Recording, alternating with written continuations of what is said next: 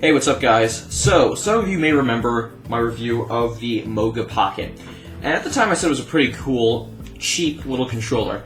It had analog nubs, which a lot of people might not have liked. The buttons were a little small, and it didn't really have any triggers, but it got the job done. It was a nice, small, little portable device, and it had a nice latch for your phone, nicely textured. Held up decently over the years, although this one I kind of just threw in an area, and I don't know what's been happening to it, so it's degraded a little bit, but other than that, it's perfectly viable. I had a couple problems at the time, like, in addition to those, like the left analog stick felt like it was trying to be a D-pad and a stick, and it just didn't work for either, but it was a cheap little Bluetooth controller, and after that, Moga started releasing the better versions of it, so they had like the Pro, the Power Pro, the Hero, whatever the hell it's called. And a bunch of companies just really started flooding the market with these Android Bluetooth controllers. And then there were like the consoles, and oh god, there was just so much. So, what I have for you today is something a little different, but it's kind of the same theme of that.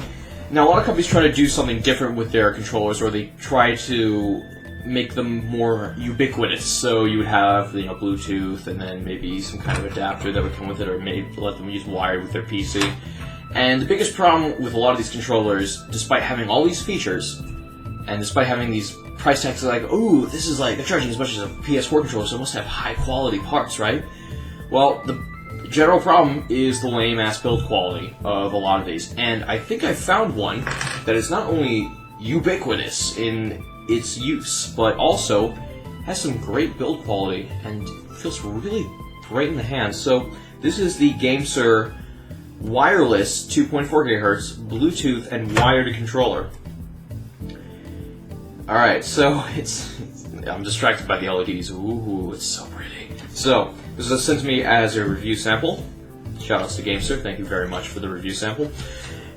And let's just take a quick view of the controller. So, on the front we have two analog thumbsticks that are nicely textured right there. They're pretty small, we'll get into that in a second. We have a pretty good D-pad, actually. One of the better D-pads I've seen on... Now, this is probably beats out the PS4 and easily the Xbox 360 controller. I mean, even though I have it right here, the Xbox 360 controller, we all know the D-pad on this thing is garbage. But this one's a lot better. It's a little stiff, but it gets the job done way better than this piece of crap. Anyway, you got your X, Y, A, B. This does use X input for when you're using it with the PC, so natively it will run any game with X input, which is great. The sticks are clickable, by the way. On the back, or on the top I should say, you have the little thing that can hold your phone in. It has this nice little lip, so it'll keep the phone in place. You got your triggers, which are digital, unfortunately, but it's fine. And you got your paddles, which is actually kind of nice, because now you have like the full button array in such a small form factor, because if they did try to add bumpers, it would add quite a bit to the size of the unit if they wanted to make it more comfortable, because if they released just tiny, cheap little things on here, it would be very annoying to press them, and you would accidentally press them while hitting these things sometimes, so there's that. Buttons on the front of the controller right here. You got your start, you got your select, you got your home. Home is really going to be for use with Android, which we'll get into a second. On the back, it's a rechargeable battery inside. You got your micro USB port, and you have your reset button inside there. Pretty good stuff. So, now the sticks are going to be something that take a bit to get used to, because you can really, I don't know if you can hear it on the camera. You can hear the friction when you're moving them around. Now, I think I might know why. Now, for something like an Xbox 360 controller, you have these big fat sticks, alright? For fat fingers like me. And, like everyone would be like, oh, well, shouldn't they have that? But you're missing the kind of point that, what something like the PS Vita was doing right here. Now, these nubs might be small, but it's to complement the form factor, because you don't want to have these giant nubs constantly being pushed around when when it's in your pocket moving around. So they stay still. It's slim. It's a lot slimmer. In fact, actually, size comparison wise, it's only a little bit bigger than the Moga, and it's a lot more ergonomical. So yeah, the sticks are a little too small, but it's one size up from nubs, and they're still able to keep that small form factor, which I like. They're not trying to compromise here. Too much, at least. So yeah, they're clickable. They have the nice texture on the front right here. They got a very short amount of travel. Overall, once you get used to them, not too much to complain about. And the buttons overall, pretty good tactile feedback. So far, so good. Pretty good. It's just I'm actually really stunned at how good this controller is.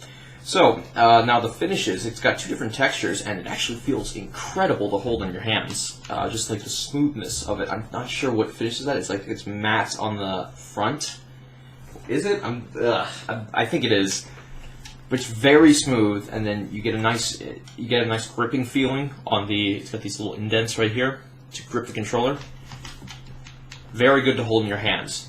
Not for like extended gaming hours because it's still pretty small. Now, if Gamesir, if you are doing a revision of this, I would next step up. I want you to do one of these bigger ones, and even though I just kind of bashed them, like having like a giant controller in your pocket, if you can keep the 2.4 gigahertz, the Bluetooth, and the wired option, then I wouldn't have a problem at all. Because like if you can make it like slightly cheaper than say a PS4 controller.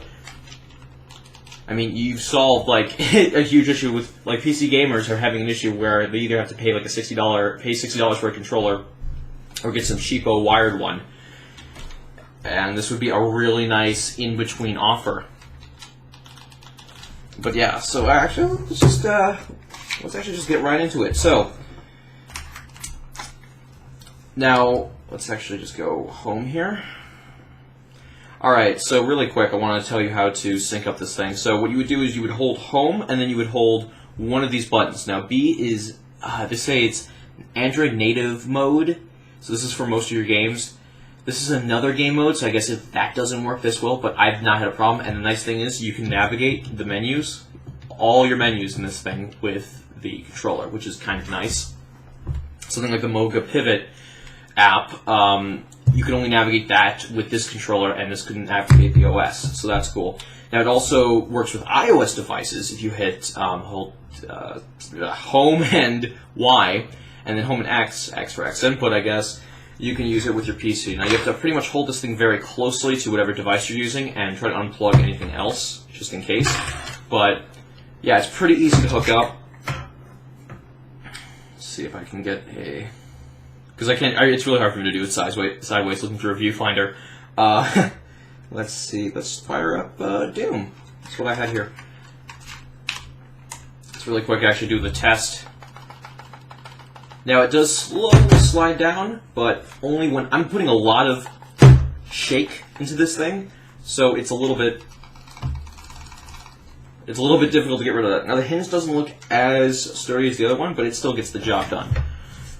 Camera over. Okay, let's see. New game, and it's like working right out of the box. Now they say this comes with an emulator called Happy Chick, and I'm not personally going to use it, even though PR guys strongly recommended I do, because if this works fine with other emulators, I'm recommending, because with the Android operating system, you want to have open source. You don't want to be locked to one emulator. So while I will say, yes, it does come with an emulator with some free games.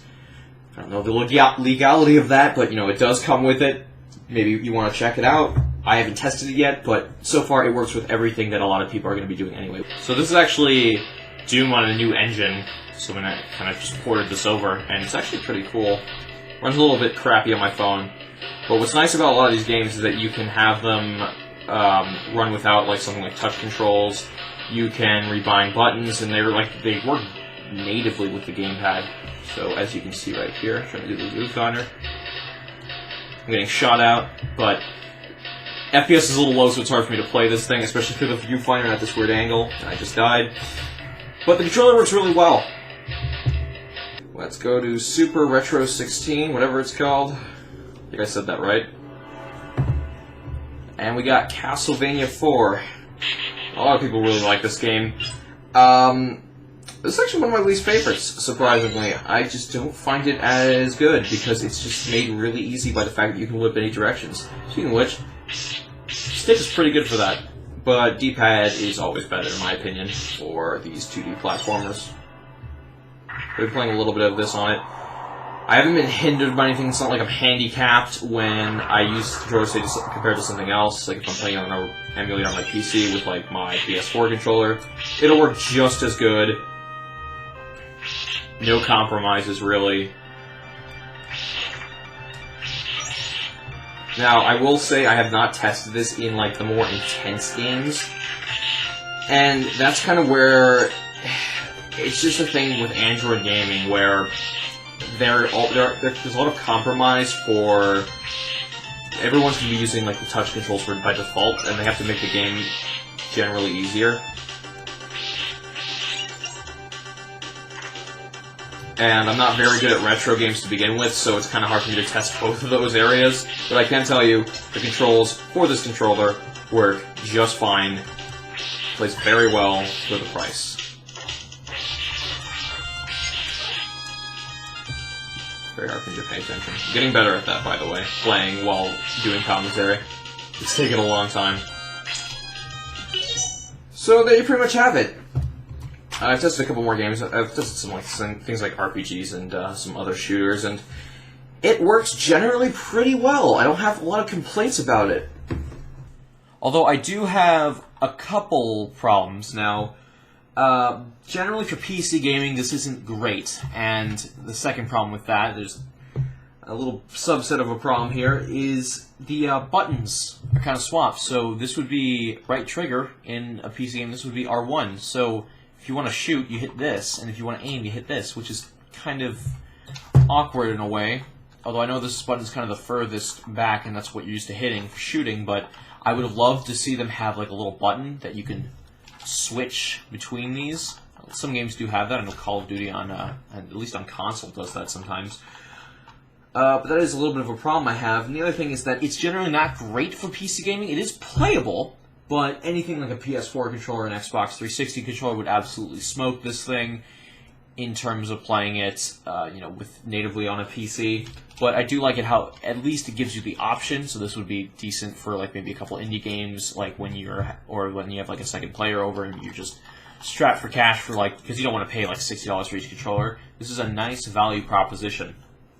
So anyway, guys, thank you very much for watching. Thank you to Gamesir for sending this review once again. This is review units. As I stutter over myself, I'm going to end the video now before I do that anymore. Anyway, I'll see you guys next time. I'm out.